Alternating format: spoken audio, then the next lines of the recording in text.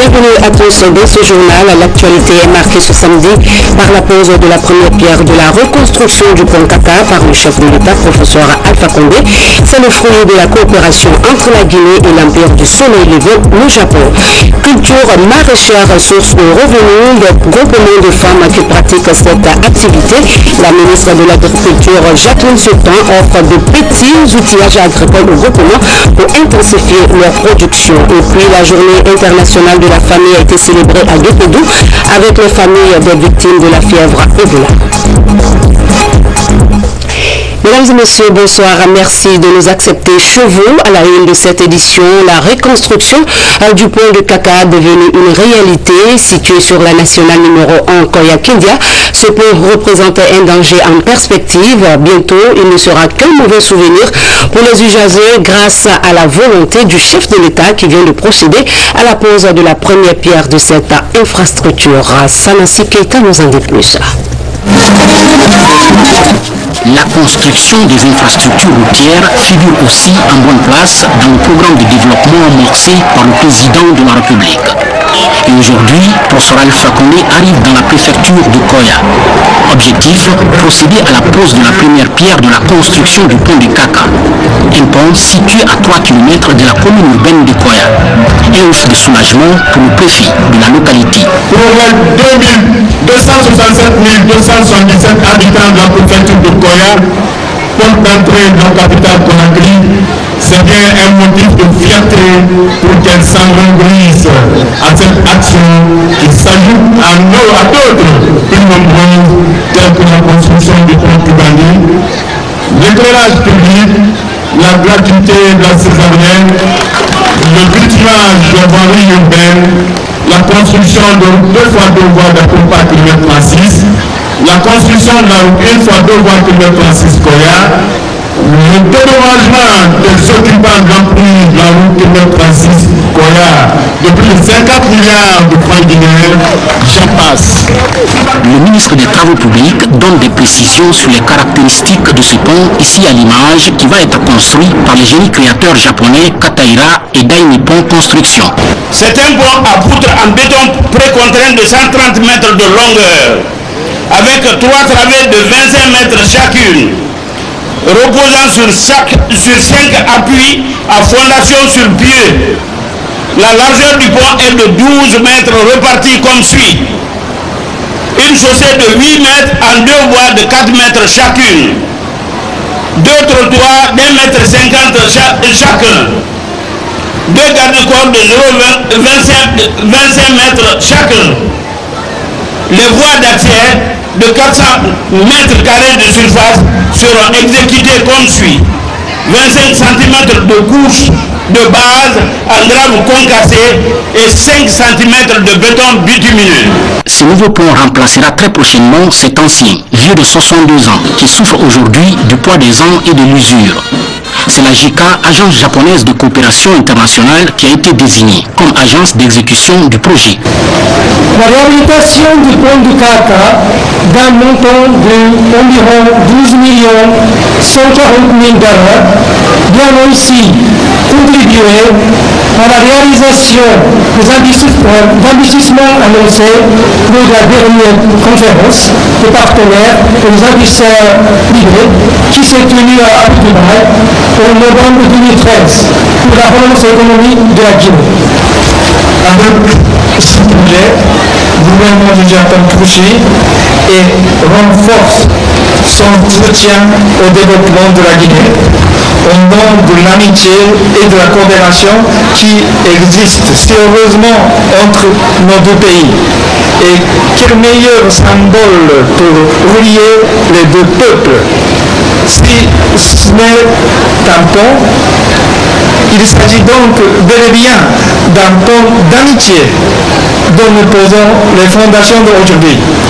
Un pont d'amitié entre la Guinée et le Japon.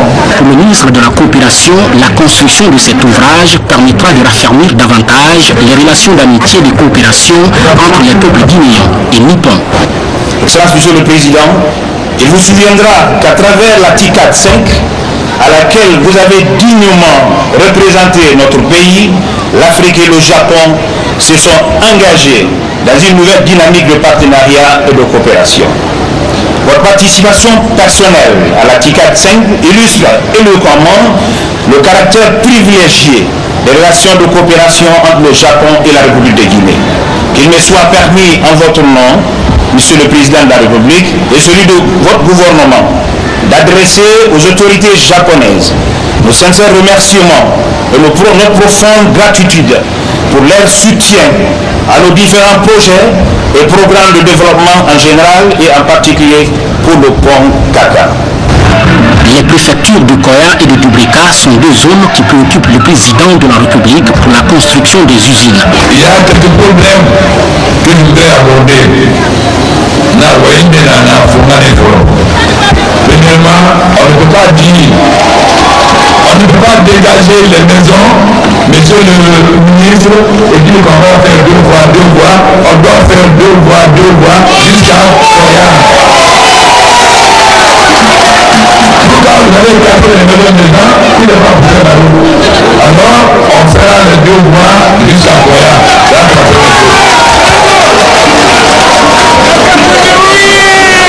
La deuxième chose, dans l'indemnisation des gens, il semble qu'il y a quelques problèmes. Avec indemnisé, alors un problème de Nidana. J'ai dit à mon oncle, l'imam de Mambara, si jamais un membre de la commission nationale ou de la commission de Koya détourne 1 franc, je vous jure, il ira en prison. Ça, j'ai dit à mon oncle. Il faut que ça claire. Il n'est pas question qu'on continue à détourner l'argent des gens. Les gens on a calculé ce qu'on doit les payer. Ils doivent recevoir intégralement ce qui a été calculé. C'est-à-dire, n'importe banque canafé a calculé normalement à Soira. Hali tamma mara manqué, atama manqué, n'atama donki. Voilà, à finir de là, voilà pour la sorber, à la moufanto, à Kaïs la Manageli. Voilà la maman. So on va à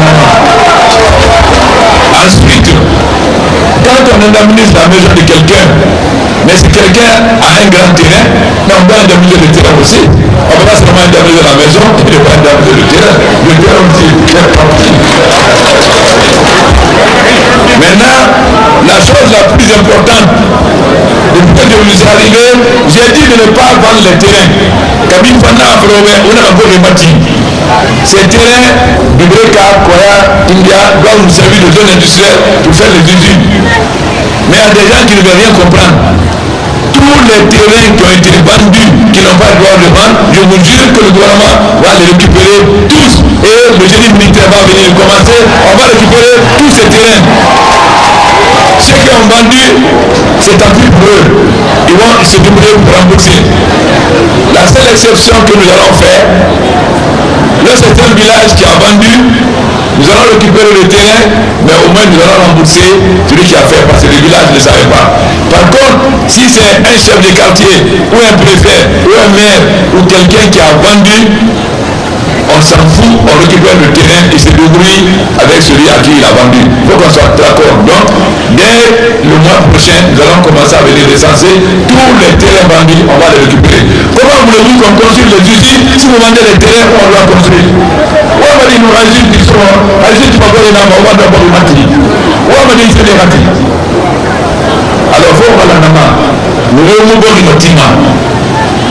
Et la Bogimara, le gouvernement n'a pas binara. Ou bien communauté n'a pas binara. Ou à nous, la ville est assez aérée. Ou à nous, nous ramener la fana pour faire les usines.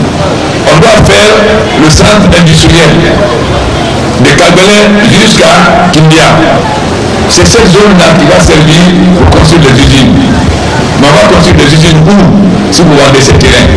L'honneur est ainsi revenu au chef de l'État, professeur Alpha Condé, de procéder à la pose de la première pierre de la construction du pont de Kaka, un ouvrage qui permettra sans nul doute d'assurer la circulation des personnes et de leurs biens. Ce que nous souhaitons, c'est que les routes de Guinée soient praticables. Parce que, comme a dit un des autres dernièrement, si on veut déployer le tout, il faut les routes. Donc les infrastructures, c'est fondamental. Et vous savez, il y a beaucoup d'accidents sur la route Kindia-Conakry, Kindia-Mamou, etc. Parce qu'il y a trop de tournants. Donc notre objectif, c'est de faire en sorte de transformer pour faire 2 fois 2 voies ou de tout pour que route soit praticable rapidement et qu'il y ait moins d'accidents. Donc nous sommes très heureux que ça commence, mais ce n'est qu'un début, parce qu'il faut, tous ces tournants-là, il faut pouvoir les remplacer par des routes beaucoup plus droites. Ça coûtera très cher, mais si on fait le tour, ça sera le tour à péage. Donc au moins le péage ne remboursera pas, mais ça permettra d'entretenir la route. L'accord entre les gouvernements du Japon, pays du soleil levant, et de la Guinée pour la réalisation de ce pont a été signé le 12 juin 2013. L'ouvrage va être réalisé dans un délai contractuel de 17 mois. Et la fin des travaux est prévue le 30 juin 2015. Après l'inauguration du pont qui relie le quartier Taouia à la Minière, le président de la République vient aussi poser la première pierre de la construction du pont de Kaka dans la préfecture de Koya. À cela s'ajoutent plusieurs autres inaugurés par le Premier ministre chef du gouvernement à l'intérieur du pays. Ce qui prouve à suffisance l'importance que le président de la République, professeur Alpha Condé, accorde à la construction des infrastructures routières dans le but d'assurer la sécurité des personnes et de leurs biens dans leurs différents déplacements. Une autre infrastructure sort de terre, c'est les 2 tours de 25 étages chacune construites à Bambeto dans la commune de Ratoman. Les travaux de ce projet de promotion de l'immobilier de haut standing et de logements sociaux avancent à la satisfaction du ministère de la Ville et de l'Aménagement du territoire. À ça, Martin Fascinadono, reportage. Le chantier Veli Kakimbo est un complexe immobilier de 2 tours de 25 étages chacune. Le projet sera bâti sur 11 hectares. Lancé il y a juste un an avec 2 étages souterrains, les premiers bâtiments poussent du sol. 236 pieux de 15 à 16 mètres de profondeur sont réalisés. 2500 mètres cubes de béton et 687 tonnes de fer à béton sont posées. Des rampes d'accès du parking souterrain impressionne. C'est la première phase de ce projet. Elle concerne le bâtiment résidentiel de 2 blocs.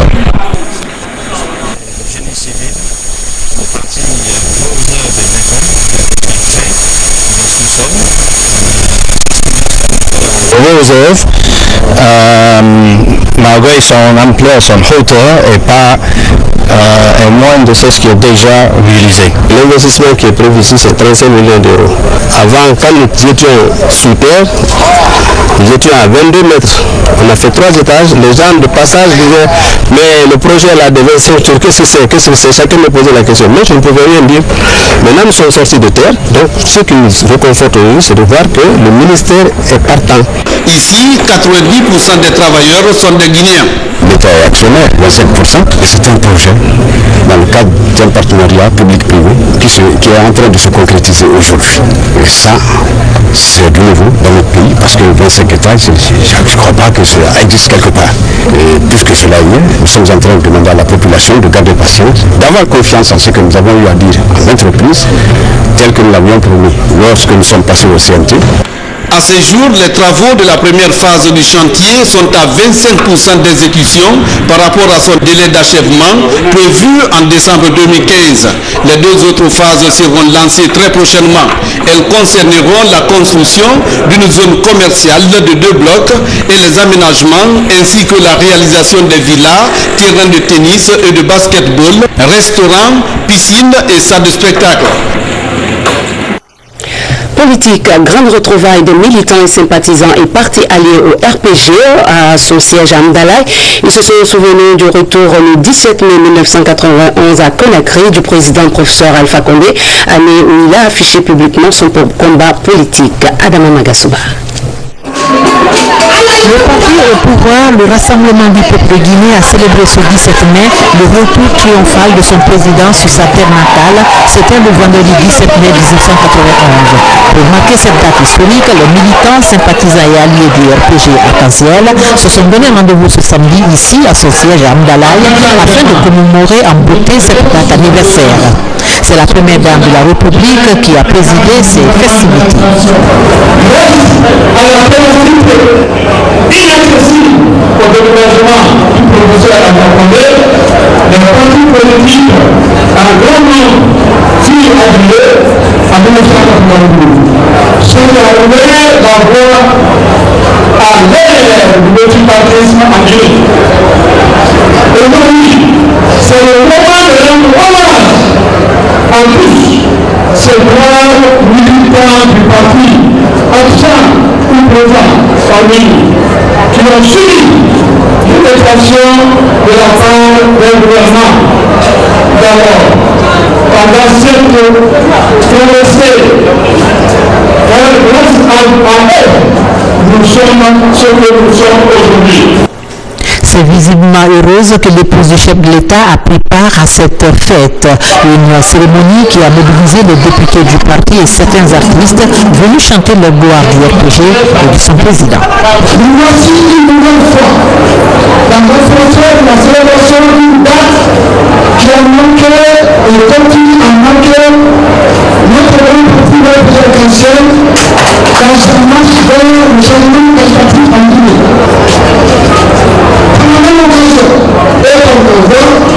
La jeunesse pose ici en Guinée son engagement tel afin de réunir dans le public. Son leader démocratique est incontesté. Le professeur Alpha-Condé est sur le mandat en 2015. Cette élection va permettre de parachever l'œuvre patriotique de construction d'un État démocratique et modèle pour terminer l'économie dérivée et émergente.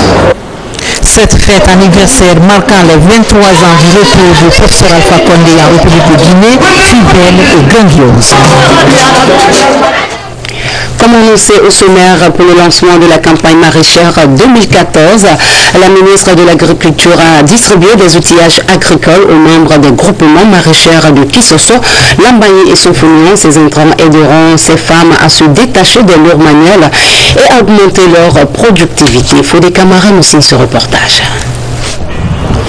Principale source de revenus pour les femmes en zone rurale, urbaine et périurbaine, les cultures maraîchères sont toujours reléguées en Guinée au second plan au profit du riz.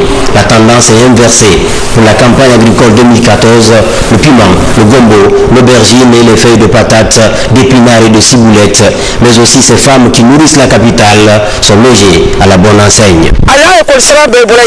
C'est à partir de ce travail que nous payons la scolarité de nos enfants. La plupart d'entre nous sont veuves, nos maris sont vieux et fatigués et dénus. Ce style n'est pas le nôtre. Comme à Kisoso, à Sonfonia, les membres des groupements maraîchers reçoivent des pelles, des dabas, des brouettes et des arrosoirs. Sur toute l'étendue du territoire national, des engrais et des semences seront aussi mis à la disposition des membres des groupements maraîchers pour améliorer leurs conditions de travail. C'est en mesurant la pénibilité du travail dans ce secteur que le gouvernement, à travers le ministère de l'Agriculture, se propose de venir en appui aux productrices et producteurs pour la distribution des entrants agricoles et de petits outillages et aussi la diffusion de techniques culturelles mieux adaptées en vue d'une amélioration durable de la productivité et du revenu des productrices et producteurs. Ce site de Sonfonia reflète les potentialités dont dispose la Guinée. Ici, quasiment 2400 hectares sont en jachère. Au jour d'aujourd'hui, on parle de ville verte. Et Conakry a une chance énorme d'avoir cet espace qui peut apporter beaucoup à la population de Conakry. Ici, sur 2400 hectares, seulement 14 sont exploités par 515 producteurs organisés en 21 groupements avec une frange importante de femmes.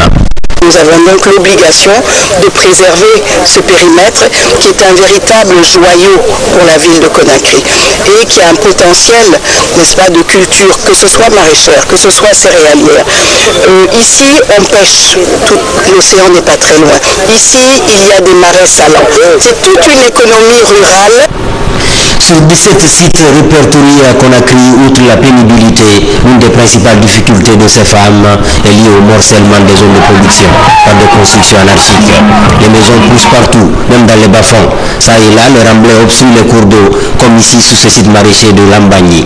Une invitation à l'action pour préserver le domaine public maritime et sauvegarder le maraîchage qui contribue à la diversification alimentaire. Voilà, mesdames et messieurs, nous recevons sur ce plateau M. Daouda Kondé. Il est le directeur national de liberté publique et la réglementation au ministère de l'administration du territoire et de la décentralisation. Bonsoir, monsieur. Bonsoir, madame. Vous êtes aujourd'hui sur ce plateau de la RTG Colombo. Dites-nous exactement quel est l'état des lieux de la décentralisation. Bon, il y a trop à dire sur l'état des lieux de la décentralisation. Nous savons que depuis 1985, cette décentralisation a été amorcée. Aujourd'hui, nous pouvons affirmer sans risque de nous tromper que la décentralisation marche d'abord par l'ensemble des projets qui actuellement apportent le bonheur au peuple de Guinée, ensuite par la formation et par l'élaboration des instruments juridiques nécessaires au développement de la décentralisation. Et il y a eu la lettre de politique nationale de la décentralisation. Il y a également, disons, il y a un ensemble de programmes établis par le ministère de l'administration du territoire concernant la décentralisation et surtout le programme de formation, le programme de révision des textes. Nous avons actuellement le code de collectivité qui est en état d'être complètement appliqué. D'accord. Il y a déjà une semaine que le chef de l'État érigeait Kassa en sous-préfecture. De quelle juridiction relève-t-elle? Non, ça ne relève pas de juridiction. Mais il faut savoir que les articles 134, 135 et 136 de la Constitution disent que les collectivités sont créées par la loi, les préfectures et les sous-préfectures sont créées par des actes réglementaires. Un décret est un acte réglementaire. Mieux que ça, cette création de la sous-préfecture de Kassa n'est pas un élément nouveau depuis sous la Première République. Ça suscite beaucoup de polémiques. Oui, mais c'est normal quand les gens ne comprennent pas les choses, qui demandent des explications. Déjà depuis sous la Première République, Kassa était le 4e arrondissement de la presqu'île de Kaloum. Mieux que ça, avec l'économie de Kassa, avec le tourisme de Kassa, avec l'élevage et la pêche, aujourd'hui nous pouvons dire que Kassa est vraiment une sous-préfecture qui peut être viable. Mieux que ça, quand vous prenez cette sous-préfecture, c'est vrai que c'est une sous-préfecture, elle n'échappe pas à la loi, la loi de la République. Ça veut dire qu'il n'y a pas de structure administrative permanente. Il y a la réforme de structure qui s'adapte aux réalités. C'est ainsi que Kassa sera accompagné par une commune. Et cette commune sera sous le contrôle de Kassa, de la sous-préfecture de Kassa. Et mieux que ça, aujourd'hui les gens se posent la question, quel est l'organe de contrôle? Parce qu'il faut absolument pour les gens, en fonction de l'article 135 du code, qu'il faut la préfecture, la sous-préfecture. Non, Conakry a évolué avec les communes, aujourd'hui sans préfecture. Et l'organe de contrôle de cette sous-préfecture sera le gouvernement. Et la commune qui sera créée sera sous le contrôle de la sous-préfecture. Bien entendu, en respectant les trois principes de contrôle. Le contrôle ne se prévient pas. Sans texte, il n'y a pas de contrôle. Pas d'opportunité de contrôle. Donc tout ça sera là pour essayer d'assurer le fonctionnement normal de cette institution. D'accord. Que prévoit le texte dans la création de nouvelles appropriations administratives? Donc, ce que je viens de dire, et quand vous prenez du point de vue du sens, aujourd'hui, Kassa est à 10 km². Kassa est plus grand que Conakry. Conakry qui a 3,5 km². Et ensuite, Kassa regorge d'importantes ressources. Ensuite, Kassa aujourd'hui, vous savez, quand vous prenez l'historique de Kassa, Kassa a été un centre de formation même des écoles, des étudiants qui partaient à William Ponty. Kassa regorge aujourd'hui assez de choses. La population de Kassa aujourd'hui, c'est 15 000 habitants par rapport à la ville de Conakry. Donc tous ces facteurs contribuent à donner un statut particulier à Kassa. N'oubliez jamais, les gens ne doivent jamais oublier que la ville de Conakry a un statut particulier. Et tout ce qui se fait par rapport à ça, quand vous prenez l'ordonnance 2 du 5 janvier 1989 qui crée la ville de Conakry, cette ordonnance donne les possibilités, énonce les grandes lignes de fonctionnement de la ville de Conakry. Et Kassa n'est pas en dehors de ça. On n'a pas besoin de préfecture pour habiliter la sous-préfecture de Kassa. La préfecture, c'est un passage à l'intérieur, sur le continental.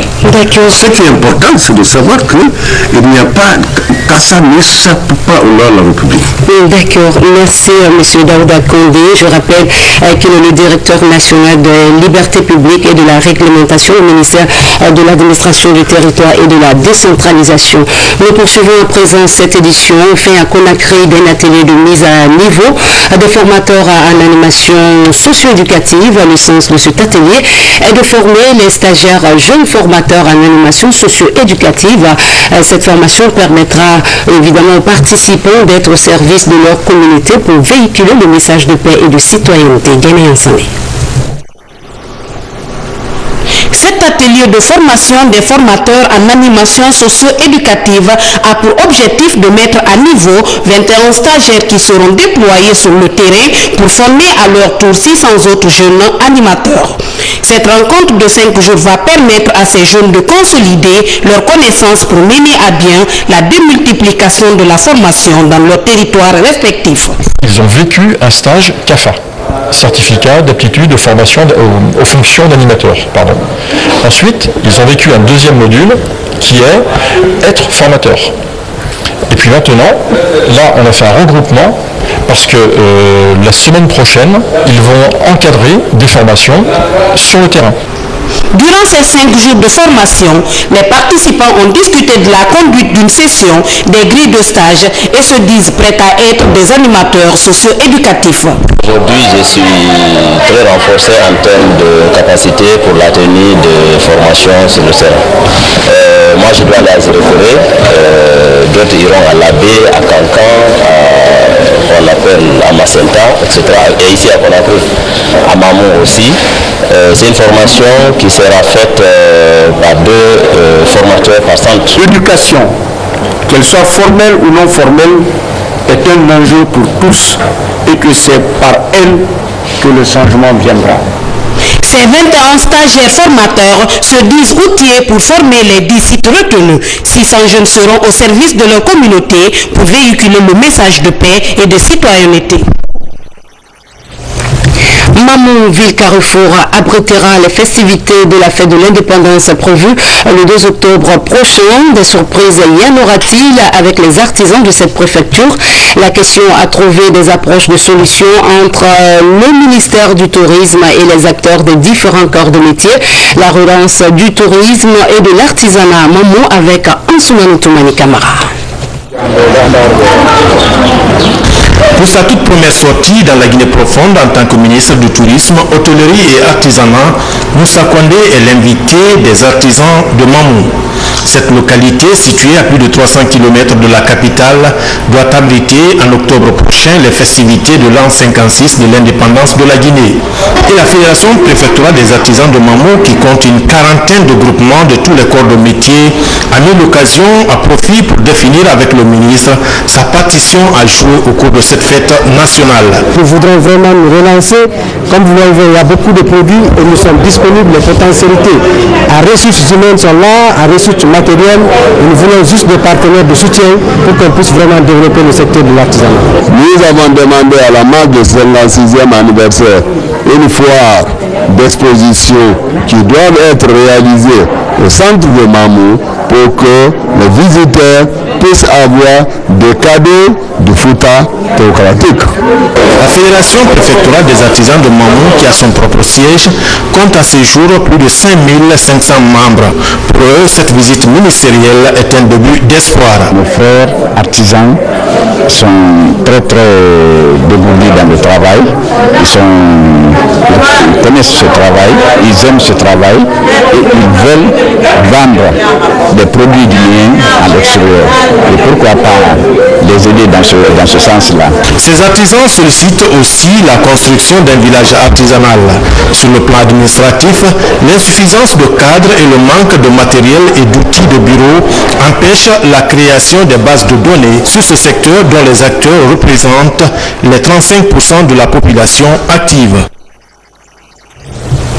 Cela fait 21 ans que la journée internationale de la famille est célébrée, occasion pour édifier les problèmes que traversent les familles et inciter les initiatives adaptées. En Guinée, un accent particulier a été mis sur la lutte contre la fièvre hémorragique Ebola qui a envahi plusieurs familles. Mohamed de Camara.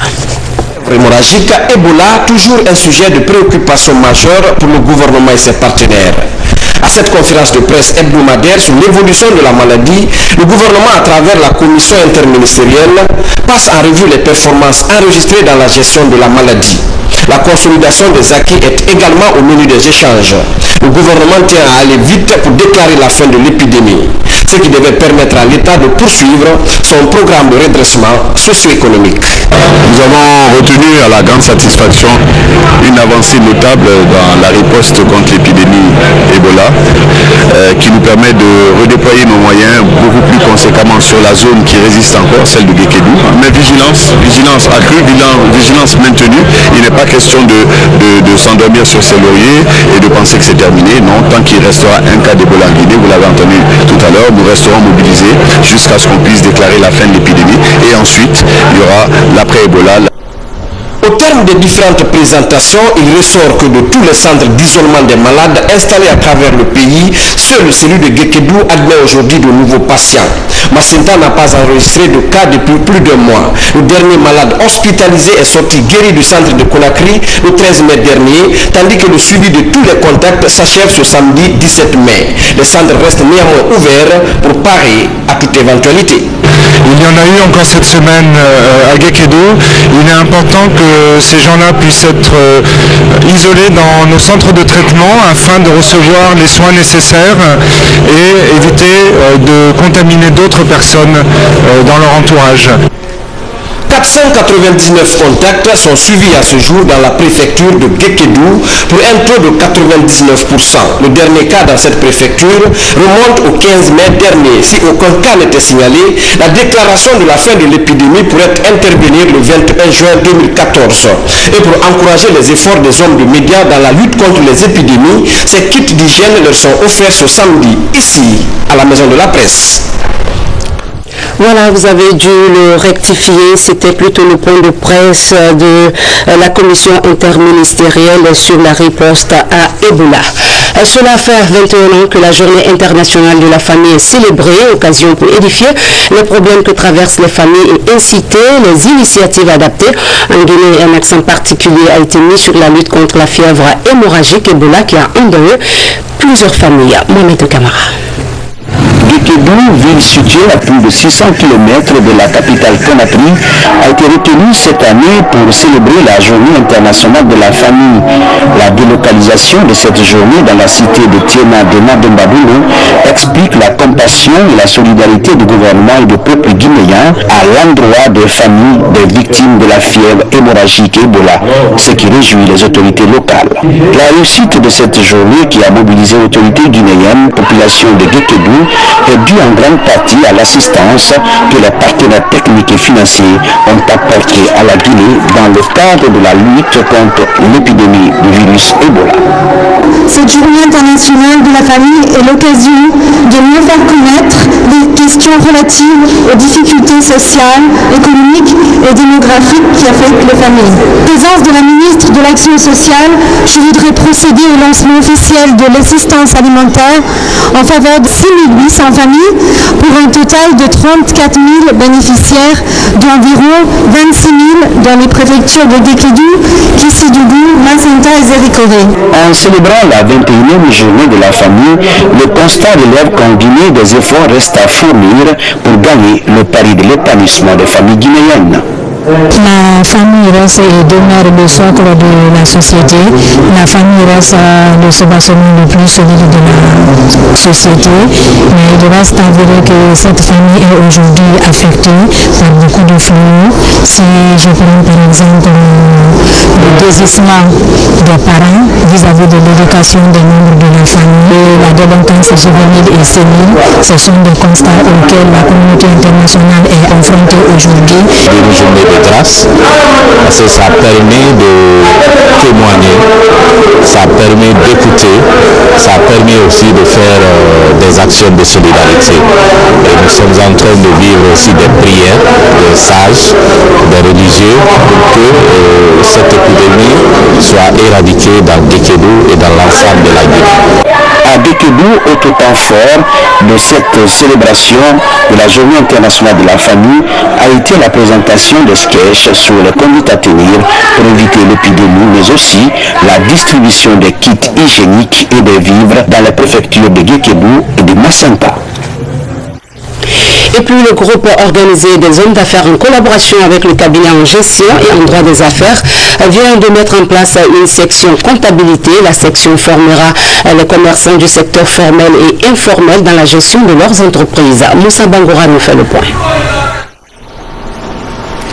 Bientôt la formation des opérateurs économiques sur la notion de comptabilité et gestion. Une section comptable vient d'être mise en place par le GOA, groupe organisé des hommes d'affaires en synergie avec le cabinet conseil en gestion comptable et en droit des affaires. La démarche vise à former les commerçants du secteur formel et informel au plan comptable de l'OADA. Que vous soyez commerçant ou commerçante, que vous soyez artisan ou industriel, la section qu'on a mis en place aujourd'hui va travailler avec l'ensemble des opérateurs économiques en République de Guinée. Le GOA s'est engagé depuis plusieurs années à faire ce travail que nous allons maintenant mettre en pratique réelle sur le terrain. Un cours qui sera enseigné en français et en langue nationale pour permettre aux commerçants de mieux assimiler la notion afin de booster l'économie du pays. Il s'agit d'introduire ou de participer à la formation des membres du GOA en matière de comptabilité. Et la comptabilité à l'heure actuelle dans nos pays, dans nos seuls pays, il faut s'inspirer du plan comptable OADA. Le GOA entend développer l'esprit d'entrepreneuriat chez les opérateurs économiques, cela pour créer des emplois et porter un plus à l'État. Voilà, nous sommes au terme de cette édition. Merci à vous de l'avoir suivi et passé de très bons moments en compagnie des programmes de la télévision nationale. Bonsoir.